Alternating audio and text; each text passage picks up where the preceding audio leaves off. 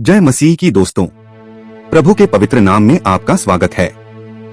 हर साल वो स्त्री मंदिर जाती थी, आंखों में आंसू, दिल में दर्द, लेकिन फिर भी होठों पर प्रार्थना थी। लोग उसे बाज कहते थे, पर वो खुद को परमेश्वर की दासी मानती थी। यह कहानी है हन्ना की, एक ऐसी औरत की जिसने आंसुओं से अपना जीवन बदला और विश्वास से इतिहास रच दिया। क्या आपने कभी ऐसा दर्द महसूस किया है जो केवल परमेश्वर ही समझ सकता है? तो आइए इस प्रेरणादायक कहानी में प्रवेश करें। एक मनुष्य था जिसका नाम था एलकाना। उसकी दो पत्नियां थीं, हन्ना और पनिन्ना। पनिन्ना के बच्चे थे, परंतु हन्ना के नहीं। हर वर्ष एलकाना अपने परिवार सहित शीलोह में यहोवा के तंबू में आराधना करने जाता। उस समय महायाजक था एली, पर उसके बेटे जो याजक थे परमेश्वर की आज्ञा को तुच्छ समझते थे। और तंबू में पनिन्ना, जिसने बच्चों को जन्म दिया था, हन्ना का मजाक उड़ाती थी, उसे बाज कहकर चिढ़ाती थी। इस कारण हन्ना उदास हो जाती, वह खा नहीं पाती, उसका दिल दुखी था। उसके पति एलकाना ने कहा, तुम क्यों रोती हो? क्या मैं तुम्हारे लिए 10 पुत्रों से बढ़कर नहीं? लेकिन एक दिन जब बलिदान के भोजन के बाद सब बैठे थे, हन्ना उठी और अकेले में तंबू के पास जाकर प्रार्थना करने लगी। उसका हृदय व्याकुल था, वो रोते रोते प्रार्थना करने लगी। उसने यहोवा से कहा, हे प्रभु, यदि तू मुझे एक पुत्र देगा तो मैं उसे जीवन भर तेरी सेवा के लिए समर्पित कर दूंगी। उसके सिर के बाल कभी न काटे जाएंगे।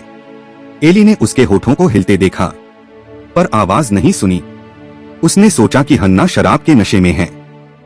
उसने कहा, क्या तू नशे में है? अपनी शराब दूर कर। पर हन्ना ने उत्तर दिया, नहीं मेरे प्रभु, मैं तो अपने हृदय का दुख यहोवा के सामने उंडेल रही हूं। तब एली ने कहा, जा, शांति से जा, तेरा विश्वास रंग लाएगा। और ऐसा ही हुआ। कुछ समय बाद हन्ना गर्भवती हुई और उसने एक पुत्र को जन्म दिया। उसका नाम रखा शमूएल, अर्थात मैंने उसे यहोवा से मांगा है। जब वह बड़ा हुआ, हन्ना उसे लेकर मंदिर आई और उसे यहोवा की सेवा में समर्पित कर दिया। उसने कहा, जैसे मैंने वाचा की थी वैसे अब मैं इसे जीवन भर के लिए यहोवा को अर्पित करती हूँ। शमूएल ने तंबू में रहकर प्रभु की सेवा करना, उससे प्रेम करना और उसकी आज्ञा मानना सीखा।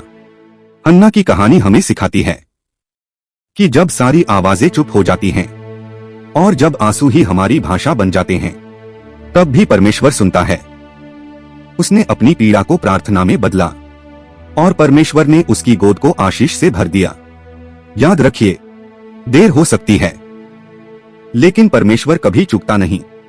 तो आइए हम भी हन्ना की तरह अपने आंसुओं को विश्वास में बदलें, क्योंकि जहां आंसू गिरते हैं वहीं परमेश्वर काम करता है। अगर यह कहानी आपके दिल को छू गई हो तो इस वीडियो को लाइक करें, कमेंट में लिखें, मैं भी प्रतीक्षा में हूं, और इस संदेश को किसी ऐसे के साथ साझा करें जो हन्ना की तरह टूटे दिल से परमेश्वर की राह देख रहा हो। जय मसीह की।